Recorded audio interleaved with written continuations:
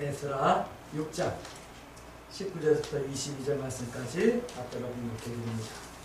사로잡혔던 자의 자손이 첫째 달 14일 6월절을 지키되 제사장들과 레위 사람들이 일제히 몸을 정결하게 하여 다 정결함에 사로잡혔던 자들의 모든 자손과 자기 형제 제사장들과 자기를 위하여 6월절 양을 잡으니 사로잡혔다가 돌아온 이스라엘 자손과 자기 땅에 사는 이방 사람의 더러운 것으로부터 스스로를 구별한 모든 이스라엘 사람들에게 속하여 이스라엘 하나님 여호와를 찾는 자들이 다 먹고 즐거움으로 이레 동안 무교절을 지켰으니 이는 여호와께서 그들을 즐겁게 하시고 또 아스루 왕의 마음을 그들에게로 돌려 이스라엘의 하나님이신 하나님의 성전 건축하는 손을 힘있게 하도록 하셨음이니라. 아멘.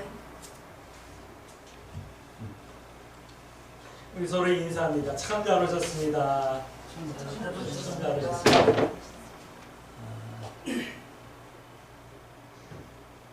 아침에 우리 성유사님이 저를 아주 그냥 한바탕 웃게 만드셨어요.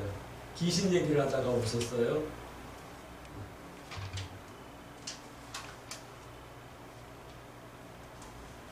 귀신이 어디에나 다 있을 것 같은데 왜 사람들이 물귀신이라는 얘기는 했나? 산귀신이라는 얘기는 안 했잖아요. 그렇죠? 그런 얘기를 했어요. 산신령이라는 얘기를 했는데 산신령은 귀신이라고 그냥 산신령이라는 말은 좀 뭔가 이렇게 좀 우리를 돕는 느낌, 그런 느낌이 좀 친근한 느낌이지 무서운 느낌, 더러운 느낌 이런 거 아니잖아요. 산신령이 잡아먹었다 이런 얘기는 없었잖아요. 그렇죠? 예. 아니 아침서부터 왜 귀신 얘기를 하냐면 그 물에는 귀신이 많다라는 얘기를 하다가 아니요 갑자기 웃었어요. 어디나 귀신들은 있어요. 우리가 그거를 느끼지 못할 뿐이죠. 근데 반대로 어디나 하나님의 성령이 우리와 함께 하셔요. 할렐루야. 네, 우리 성도들은 성령님과 동행하는 사람이에요. 여기 때문에 세상이 어떻게 변하든 세상이 얼마나 어떻게 험하든 그 가운데서 여러분들 어깨를 단단하게 펴시고 좀 담대할 수 있게 되길 주의 이름으로 축복합니다. 오늘 에스라서는요 시대 배경이 지난주에 우리가 나눴던 역대하보다 좀 시간이 좀 많이 흘렀어요. 최소한 70년을 흘렀어요.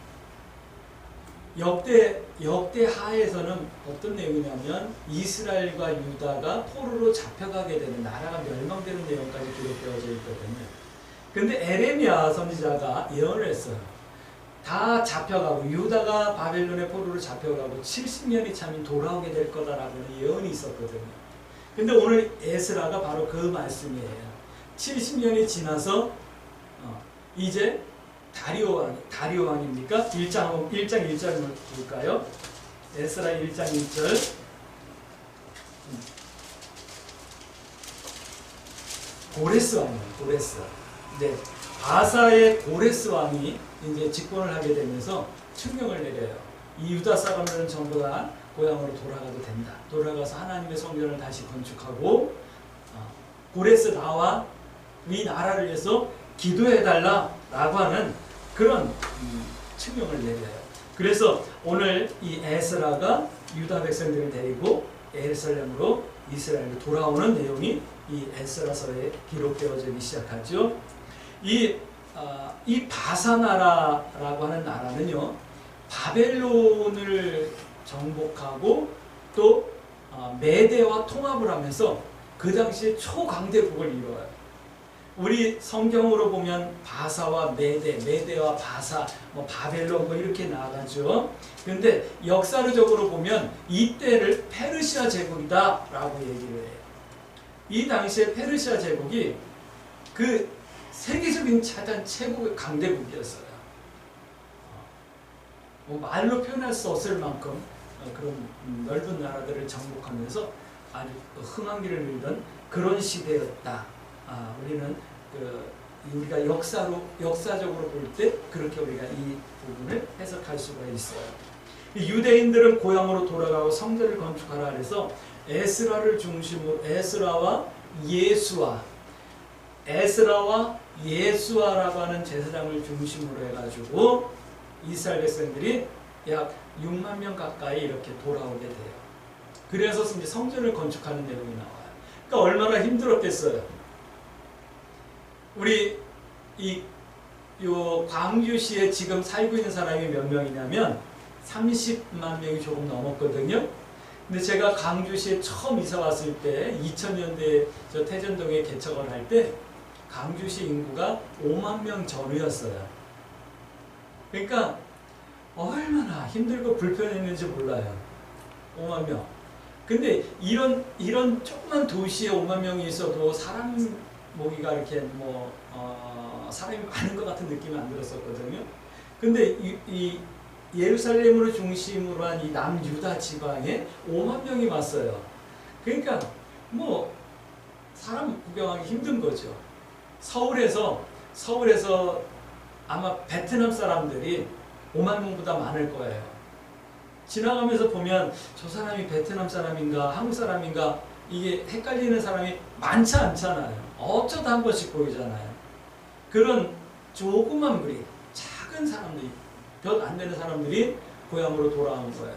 그리고 그들이 거기서 성전을 건축하기 시작했는데 문제는 그거예요.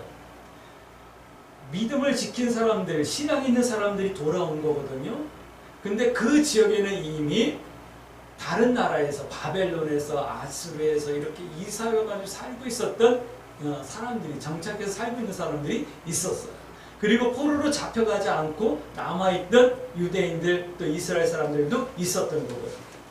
근데 유다인들이 돌아와가지고 성전을 건축한다 그러니까 남아있던 사람들이 우리도 성전 같이 건축하자! 하고 그렇게 얘기를 하는 거예요. 근데 이 에스라와 돌아온 유다인들은 너희들하고 우리하고 상관없어. 우리가 성전 건축할 거야. 라고 하면서 이렇게 구별됨을 선포하죠. 그래서 어려움을 당해요.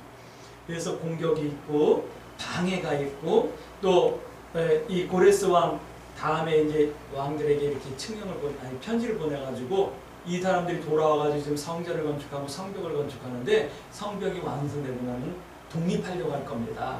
그러니까 본국에 세금을 안 바칠 겁니다. 그러니까 이거 막으셔야 돼요. 뭐 이런 편지를 보내고 해가지고 성전 공사를 방해하게 되죠. 성전 공사가 중지가 돼요. 성경을 보면 나중에 학계서까지 이렇게 보게 되면 약 16년 정도 성전 건축이 중단되어졌다는 것을 알게 돼요. 근데 성전 건축이 중단되고 나니까 생활이 점점 더 궁핍해지는 거예요. 어려워지는 거예요.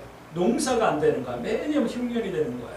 그래서 학계 선지자와 다른 선지자들이 조명해서 다시 성전 건축을 하고 2년 동안의 성전 건축이 끝나는 내용이 나와요.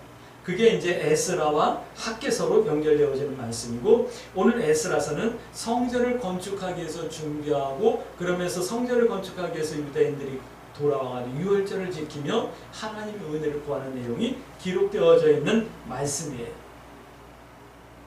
근데 성전을 건축하는 이 방해가 있었다 그랬죠. 이 방해를 우리 신앙에 좀 갖고 와가지고 정돈을 해봤으면 좋겠어요. 그래서 오늘 말씀의 제목은 성도의 위기이라고 하는 제목으로 함께 말씀을 나눌 거예요. 성도는 방해가 있는데 이 성도의 믿음이 방해가 받는 거예요. 그 성도의 믿음은 어때야 될까요? 성도의 믿음이 방해를 받는데 성도의 믿음은 이래야 되는 거예요. 방해받을 만한 믿음이 사실은 돼야 되는 거예요. 저거는 교회 다니는데 나랑 똑같아. 그럼 방해할 필요가 없잖아요. 저 사람은 교회 다니는 사람이랑 나랑 달라. 그러니까 공격하는 거예요. 저 사람은 교회 다니는데 별거 아닌데? 그러면 귀신도 공격 안 해요. 저 사람은 교회 다니는데 뭔가 좀 달라. 내가 저거 방해해야 되겠지? 해야지만 귀신도 공격하는 거예요. 오늘 우리 광주 새순교 성도들은 미안하지만 귀신이 좀 여러분들의 신앙과 삶을 좀 방해하고 공격할 수 있는 그 정도의 신앙은 좀 됐으면 좋겠어요. 그러나 하나님과 성령님과 함께하며 그런 공격과 시험까지도 넉넉히 이겨낼 수 있는 반석과 같은 신앙인들 되어줄 수 있게 되길 주의 이름으로 축복합니다. 첫 번째 성도의 믿음이에요. 우리들의 믿음은 뭐 여러 가지로 표현할 수 있을 거예요. 믿음이라고 하는 정의를 내릴 때 우리는 매번 여러 가지 그 정의를 내리면서 이것이 믿음입니다. 이것이 믿음이다라고 말씀을 드렸기 때문에 그래요. 믿음은 적어도 믿습니다 하는 게 믿음은 아니라는 거예요. 그렇죠? 할렐루야. 근데 오늘 믿음은 이런 믿음이어야 돼요. 오늘 에스라서에서 말씀하시는 믿음은 이거예요. 하나님은 모든 것을 주장하시는 주인이라고 하는 믿음이 있어질 수 있게 되길 주의 이름으로 축복합니다. 하나님은 모든 것의 주이자, 주인이에요. 오늘 여러분들 올 때 해가 뜨는 걸 보셨을까요? 지난밤에는 번쩍번쩍하는 번개 치는 걸 보긴 했는데 저는 지난밤에는 빗소리를 못 들었어요. 우리 살고 있는 곳은 비가 그렇게 많이 안 왔는지 제가 깊이 잠이 들어서 빗소리를 못 들었는지 잘 못 들었어요. 근데 비가 왔나 봐요. 경안천에 빨간 흙탕물이 흐르는 거 보니까 비가 요란하게 쏟아졌나 봐요. 비가 오게 하시는 것도 하나님이, 오늘 아침에 해가 바짝 뜨게 하는 것도 하나님 주자. 할렐루야. 봄에 이파리가 나고 꽃이 피고 이제 열매들이 달려가지고 익어가게 하시는 것도 하나님. 할렐루야. 그리고 오늘 중요한 거, 나의 일생도 하나님께서 주인이시고 이끌고 주장하고 계신다. 이 믿음이 있어지길 주의 이름으로 축복합니다. 성경은 여러 군데서 그런 말씀을 하고 있어요. 1장 1절 말씀 한번 다시 한번 볼까요? 바사왕 고레스 원년에 여호와께서 에레미야의 입을 통하여 말씀을 이루게 하시려고 바사왕 고레스의 마음을 감동시키셨다. 하나님께서 하나님의 말씀을 이루시려고 고레스의 마음을 감동시키셨다. 주장하셨다. 할렐루야. 뭐 이런 말씀들이 성경에는 여러 군데서 나와요. 하나님께서 주인이시라는 거예요. 내가 너를 만드셨다. 내가 너를 지명해 불렀다 라고 말씀하시는 거예요. 너는 내 것이다 라고 말씀하시는 게 성경이에요. 오늘 여러분들, 내가 열심히 살아서 한 주간 사는 게 아니라 하나님께서 살게 하시니까 살았다. 할렐루야. 내게 있는 모든 것들은 다 하나님의 은혜다. 그렇기 때문에 많다고 교만할 것도 아니고 없다고 기죽어 살 것도 아니에요. 왜요? 하나님께서 나에게 필요한 만큼 주셨을 거다라고 믿고 순간순간 감사하며 사시는 것도 믿음이에요. 할렐루야. 그래서 하나님께서 나를 주장하시고 이끄시고 나의 주인이시기 때문에 하나님의 뜻을 이루시고 성취하신다. 우리말로 말할게, 이기게 하신다. 할렐루야. 이 믿음이 우리 광주 세술교 성도들에게 있어지길 주의 이름으로 축복합니다.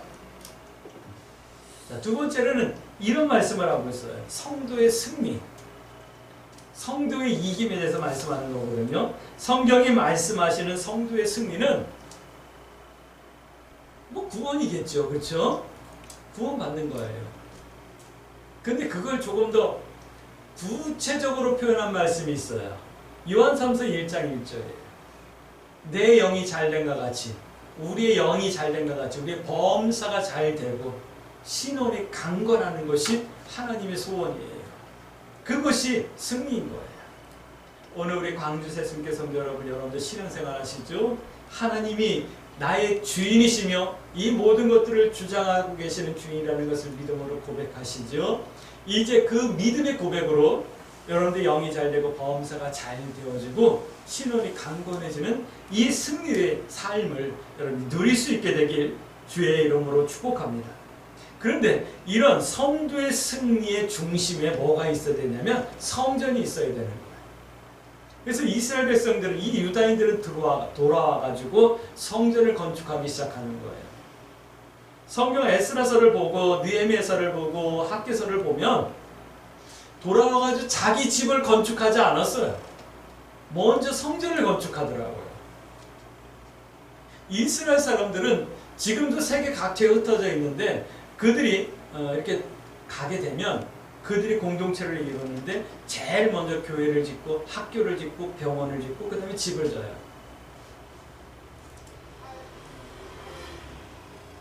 우리 성도들의 중심에 바로 성전이 있어야 됨을 그들의 삶을 통해서 보여줘요. 오늘 우리들은 어떡하죠? 우리들은 모여 살게 되면 제일 먼저 뭐부터 짓죠? 내가 살 집부터 짓잖아요. 우리의 삶 가운데 여러분들 중심에 뭐가 있나요? 우리의 삶 가운데 중심에 하나님의 성전이 있을 수 있게 되길 주의 이름으로 축복합니다. 이 말을 다른 말로 하면 여러분들이 성전과 같은 믿음의 성도들이 되어지셔야지만 돼요. 베드로 사도가 말씀하시잖아요. 하나님의 성령이 너희 속에 거하는 걸 너희가 알지 못합니다. 우리가 하나님의 성전인데 너희가 너희 하나님의 성전을 갖다가 창기의 소굴을 만들고 도둑놈의 소굴을 만들고 쓰레기통으로 만들 수는 없지 않느냐라는 말씀을 하시잖아요. 여러분들 삶의 중심에 성전이 있어지길 주의 이름으로 축복합니다. 그래서 우리가 매 주일마다 주문처럼 외우는 게 있잖아요. 삶은 하나님 중심, 시간은 주일 중심. 할렐루야. 이건 예배와 기도, 그 다음에 섬김과 봉사, 이걸 말씀하는 거예요. 늘 예배와 같은 삶. 주일날 1시간 나와서 예배드리는 이게 예배가 아니라 우리의 삶 전체가 예배와 같이 성결하고 거룩해야 되는 거고, 교회 나와가지고 손을 모으고 머리를 숙이고 하나님하고 기도하는 그 기도뿐만 아니라 우리 삶 전체가 기도와 같은 하나님과 교통하는 그런 삶이어야 된다라는 거예요. 하나님을 찬송하고 교회를 섬기는 봉사도 있어야 되지만 또 이웃을 섬기며 이웃을 여러분과 같이 사랑하는 봉사도 있어야 되는 거예요. 이것이 삶은 하나님 중심, 시간은 주일 중심의 삶이라는 거예요. 근데 이렇게 하는 것이 성도의 마땅하고 아름다움이다라는 것을 우리 광주 새승계 성도들은 기억해 주시길 주의 이름으로 축복합니다. 왜 그래야 되는데요? 질문할 수 있잖아요. 왜 교회 가서 예배 드려야 되는데요? 왜 꼭 교회만 가서 예배 드려야 되는데요? 꼭 교회 가서만 예배 드리는 거 아니에요. 혼자 집에서도 예배 드릴 수 있어요. 그러나 우리는 알잖아요. 공동체를 이루고 나와서 함께 기도하며 우리가 함께 뜨거워지고 함께 은혜 받는 이 시너지가 너무 귀하고 크기 때문에 함께 예배 드려야 되는 거예요. 이게 마땅하고 아름다운 거예요. 그런데 기억하세요. 사단이 제일 싫어하는 것이 그거예요. 예배와 기도, 찬송과 봉사, 섬김이에요. 이걸 싫어하는 거예요. 그래서 성도가 성전을 중심으로 한, 그러니까 시간은 주의 중심으로 살고 삶은 하나님 중심으로 사는 걸 제일 싫어하는 거예요. 그래서 방해를 하는 거예요. 주일날만 되면 일이 생기게 해요. 주일날만 되면 몸이 더 아프게 해요. 주일날만 되면 집안들이 놀러 오게 해요. 여러분들 그런 경험이 요즘 좀 줄어들었나 보죠? 웃지 않으시는 거 보니까. 저는 어릴 적에 보면 주일날만 되면 아버지가 경훈아 오늘 뭐 좀 해야 된다 그러면 거의 일을 시키시는 거예요. 난 주일학교 교사라 아침 8시 반이면 교회에 가 있어야 되는데 꼭 그러는 거예요. 그래가지고 주일학교 교사지만 이렇게 교회를 종종 못 갈 때도 있었어요. 그러면 너무 마음이 아프죠. 그래도 그때는 다행이었던 게 주일학교도 오후 예배가 있어가지고 막 푸르는 일 끝내놓고 쉬지도 않고 일 끝내놓고 오후 예배 가가지고 아이들이랑 함께 예배드리고 또 오후 저녁 예배도 예배드리고 그러면서 믿음을 지켰던 그런 경험이 있어요. 성도의 승리는 사단의 이런 방해와 시련을 이겨내고 성도의 삶을 선택하는 거예요. 성도의 삶은 뭐죠? 하나님과 말씀을 기준으로 삼고 살아가는 것. 이게 성도의 승리인 거예요. 그 중심이 성전이고 성전을 중심으로 한 삶의 내용이 삶은 하나님 중심, 시간은 주의 중심인 거예요. 축복합니다. 우리 광주 새롭게 모두 성도들께서는 사단의 어떤 방해와 시련에도 성도의 승리를 이루고 누릴 수 있게 되길 주의 이름으로 축복합니다. 아멘. 자, 이제 질문해야죠. 그러면 우리는 어떻게 해야 되는데요? 이렇게 살려면, 이렇게 믿음을 지키려면 어떻게 해야 되는데요? 질문하셔야 돼요. 오늘 기도의 제목 되기 주의 이름으로 축복합니다. 이렇게 하래요. 6장 21절에서부터 22절 말씀까지 우리 함께 읽었던 말씀이거든요. 한번 다시 읽어드릴게요. 사로잡혔다가 돌아온 이스라엘 자손과 자기 땅에 사는 이방 사람의 더러운 것으로부터 스스로 구별한 모든 이스라엘 사람들에게 속하여 이스라엘 하나님 여호와를 찾는 자들이 다 먹고 즐거움으로 일했던 무교절을 지켰으니 이는 여호와께서 그들을 즐겁게 하시고 또 아스루 왕의 마음을 그들에게로 돌려 이스라엘 하나님이신 하나님의 성전 건축하는 손을 힘있게 하도록 하셨다. 이 말씀이죠. 이 말씀을 통해서 이제 함께 말씀을 나눌게요. 그러면 우리가 어떻게 해야 되는데요? 첫 번째는 뭐냐면 더러운 것으로부터 좀 스스로 구별되셔야 돼요. 어릴 적에는요, 더러운 건 안 더러운 건 잘 모르잖아요. 그러니까 바닥에 떨어져도 무조건 입으로 들어가고, 하다못해 애기들은 자기가 싸는 응가도 가가지고 손으로 찍어가지고 먹어보기도 하고 그러잖아요. 왜냐하면 구분이 안 되기 때문에 그런 거예요.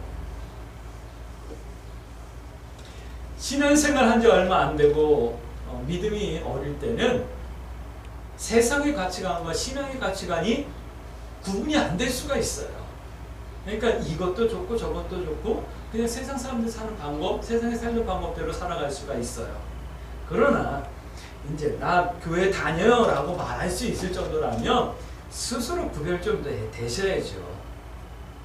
교회는요, 미안하지만 축복받고 잘되고 복받는 곳 이전에 교회는 나와서 세상에서 찌들었던 때를 회개하고 받는 목욕탕과 같은 곳이에요. 교회 나와가지고 웃고 즐거운 것도 좋지만 교회 나와서 가슴을 두드리며 행복하며 나의 삶을 정돈하는 곳이 교회인 거예요. 스스로 좀 구별해요. 스스로 안 되니까 주일마다 30분씩 40분씩 하나님의 말씀을 설교로 듣잖아요. 그 말씀 기도의 제복 사는 거예요. 그것이 스스로 구별되는 거예요. 더러운 곳에서. 근데 아직도 내가 교회를 다니면서도 이것이 죄인지 죄가 아닌지 구별이 안 된다고 한다면 저한테 와서 물어보세요. 목사님, 이게 더러운 거예요? 깨끗한 거예요? 이게 죄예요? 죄가 아니에요? 물어보시면 되잖아요. 근데 아직까지도 저한테 와가지고 그런 거 물어보시는 성도들이 없었어요. 이거 해도 돼요? 안 해요? 안 돼요? 이거 죄예요? 이렇게 물어보는 성도가 별로 없더라고요. 왜냐면 다 구분할 수 있다라는 거죠. 왜요? 기본적으로 양심이라고 하는 법이 우리를 지금 이끌고 있거든요. 양심이 알잖아요. 기독교 법이 양심에서 크게 벗어난 법이 많지 않아요. 교회는 회개하는 곳이에요. 구원은 믿고 회개함의 결론이 구원인 거예요. 할렐루야. 하나님, 내가 더러운 것으로부터 스스로 구별되어질 수 있도록 나에게 믿음의 분별력을 허락해 주세요. 옳고 그름을 분별할 수 있게 해주세요. 라고 기도해야 제목 삼고 기도할 수 있겠죠? 그렇게 하셔야지만 돼요. 두 번째는 뭐냐면 하나님을 힘써 찾고 구하라 라는 말씀을 하고 있어요. 그렇게 하셔야지만 돼요. 하나님을 힘써 찾고 구하라 라고 하는 것은 하나님 보여주세요, 하나님 알려주세요, 뭐 이게 아니라 하나님께 기도하는 거예요. 하나님의 뜻을 행하며 살아갈 수 있는 삶의 용기를 주시고 그런 삶이 되어질 수 있도록 내 삶을 정돈시켜주세요라고 하는 거예요. 그것이 하나님을 찾고 구하는 거예요. 지난 한 주간에 무엇을 구했을까요? 하나님 뜻대로 살아갈 수 있는 힘과 용기를 주세요라고 구했습니까? 아니면 하나님, 내가 세상 가운데서 사람들보다 높아질 수 있게 해주시고 사람들보다 부유해질 수 있게 해주시고 사람들보다 잘난 척할 수 있게 해주세요라고 기도하셨습니까? 교회에서 기도하는 내용이 그거잖아요. 사람들보다 더 많이 가질 수 있게 해주세요. 사람들보다 더 높아지게 해주세요. 자녀들을 위해서 기도할 때도 하나님, 내 자녀가 옳고 그름을 분별하며 세상 가운데서 믿음의 삶을 살아갈 수 있게 해주세요 기도하지 않고, 내 자녀가 공부 잘해서 좋은 데 가게 해주시고 좋은 데 취직하게 해서 더 좋은 사람 만나게 해주시고 다른 사람들보다 더 잘 살게 해주세요. 이게 우리들의 기도였던 거잖아요. 우리는 하나님을 찾고 힘써 찾고 하나님을 구하세요. 하나님의 뜻대로 살아가려면 어떻게 해야 될까? 하나님 뜻대로 살아갈 수 있는 믿음을 주세요. 또 세 번째는 이렇게 하래요. 믿음의 성장과 성숙을 위해 하나님을 의지하라 라고 하라라고 말씀하고 있잖아요. 다시 말씀드리면 내가 믿음이 성장하고 성숙할 수 있도록 도와주세요. 그래서 승리하는 삶, 성도의 승리를 누릴 수 있게 해주세요 라고 기도하라고 말씀드리는 거예요. 믿음이 참 어떤 성도들 보면 믿음이 참 안 자란다라는 생각이 들 때가 있어요. 근데 믿음은 생명력이 있어서 믿음은 자라나거든요. 우리 광주 새순교 성도들이 믿음이 좀 자라고 성숙할 수 있게 되길 주의 이름으로 축복합니다. 그럼 믿음이 성숙했다라는 것이 뭘까요? 어떻게 해야 될까요? 여러분들 하나님의 말씀을 배우고 그 말씀대로 내 삶의 내용을 바꿔나가는 것이 믿음의 성장이고 성숙인 거예요. 뭐 믿습니다 하고 찬송을 하고 방언을 하고 하는 게 믿음의 성장, 성숙 그런 게 아니에요. 근데 할 수만 있으면 여러분들 하나님 앞에 기도하며 방언 기도도 하시고요. 믿는다라고 고백도 하세요. 그러나 그것이 그 고백이 믿음의 성숙이 아니라는 것을 여러분들 알 수 있게 되길 주의 이름으로 축복합니다. 어떤 사람들은 간증을 해요. 내가 믿음이 어렸었는데 이렇게 믿음이 성장했어요 라고 간증하게 돼요. 그러나 간증이 믿음의 성숙이 아니에요. 제가 살아보니까 간증에는 더하기가 있더라고요. 간증을 하면 꼭 뭔가가 더해지는 것 같은 느낌이 저 스스로에게도 들어요. 간증이 믿음의 성장과 성숙이 아니에요. 믿음의 성장과 성숙은 세상과 환경이 어떻게 바뀌더라도 내 삶의 기준이 말씀 가운데 서 있는 거예요. 그것이 성장이고 그것이 성숙이에요. 실패할 수도 있어요. 그러나 예전에는 1이라고 하는 충격 앞에서 내 신앙이 깨지고 주저앉고 실패했다면 이제는 2, 3, 4 이렇게 더 큰 충격에도 견뎌내 주는 거예요. 견뎌내는 거예요. 그것이 믿음의 성장이고 성숙이죠. 간증하고 뭐 찬송하고 믿습니다 하고 방언기도하고 하는 게 믿음의 성장과 성숙이 아니에요. 우리 광주 새순교 성도들은 하나님의 뜻과 말씀을 배우고 행하며 그 말씀이 내 삶의 기준이 되어지고 또 그 말씀이 내 행동의 이유가 되어지는 이런 성장과 성숙이 있어질 수 있게 되길 주의 이름으로 축복합니다. 이 말씀을 하는 거예요. 이것이 성도의 이김이에요. 오늘 우리 광주 새순교 성도들 그렇기 때문에 우리 이런 믿음을 기도해야 되겠죠. 하나님께서 나를 주장하시고 이끌어 주시기에 나는 반드시 승리합니다 라고 하는 이 믿음의 확신을 기도하시고 또 성도의 승리를 위하여 내가 하나님 말씀과 성전을 중심으로 한 삶은 하나님 중심, 시간은 주의 중심의 삶을 살 수 있게 해주세요. 이렇게 기도하며 더러운 것으로부터 스스로 구별되고 하나님을 찾고 구하고 신앙의 성장과 성숙을 위해 하나님을 의지하는 성도의 삶을 살게 하옵소서. 이렇게 기도하며 이 한 주간도 믿음의 선택을 두려워하지 마시고 하나님 뜻 행하기와 하나님 편에 서기를 부끄러워하지 아니하는 승리하는 한 주간 되어질 수 있게 되길 주의 이름으로 축복합니다.